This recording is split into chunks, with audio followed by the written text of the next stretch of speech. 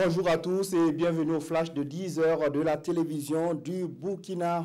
Le monde entier a commémoré hier 11 novembre l'amnistie qui a mis fin à la Grande Guerre. À Ouagadougou, l'ambassade de France a organisé une cérémonie militaire pour rendre hommage à tous ceux qui sont tombés sur le front pour libérer la France. Une cérémonie riche en enseignements pour les jeunes générations et marquée par des décorations dont celle du chef d'état-major général des armées du Burkina, élevé au rang d'officier de la Légion d'honneur française. Le journaliste Waboué Bakouan de Radio Manivelle de Dano remporte le prix Pax Sahel pour le journalisme sensible au conflit. Ce prix récompense les œuvres et les productions journalistiques dans le domaine de la résolution des conflits. Institué en 2017, le prix Pax Sahel est organisé par les réseaux d'initiatives des journalistes en partenariat avec la Deutsche Welle Academy. Le projet d'appui au pastoralisme au Sahel, Burkina Faso, veut accompagner les éleveurs des régions du Nord et du Sahel dans la gestion du foncier. Il a initié jeudi dernier une rencontre à leur intention.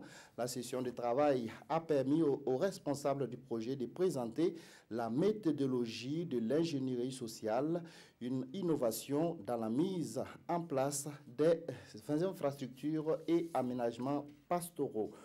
L'Union nationale des établissements secondaires catholiques a organisé une conférence de presse pour lancer les activités de la célébration de son jubilé d'or en 2019.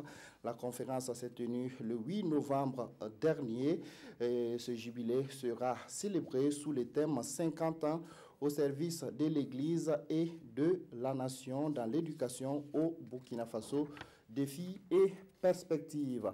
En culture, les rideaux sont tombés ce samedi sur la première édition du Festival des identités culturelles. Pendant une semaine, les festivaliers ont pu voir une vingtaine de films et participer à des colloques. La cérémonie de clôture a été marquée par la remise de trophées à 3 réalisateurs dont les films étaient en compétition. Et puis au Gabon, quel est le véritable état de santé du président Ali Bongo? En tout cas, les rumeurs vont bon train. Ce dimanche, son porte-parole est sorti du silence pour affirmer que le président Ali Bongo se porte mieux. Ali Bongo, 59 ans, a été hospitalisé à Riyad, en Arabie Saoudite. Il avait été victime d'un AVC. À son arrivée dans la capitale saoudienne, c'était le 24 octobre dernier. Voilà qui met fin à ce flash. Je vous retrouve tout à l'heure à 13 h pour le journal.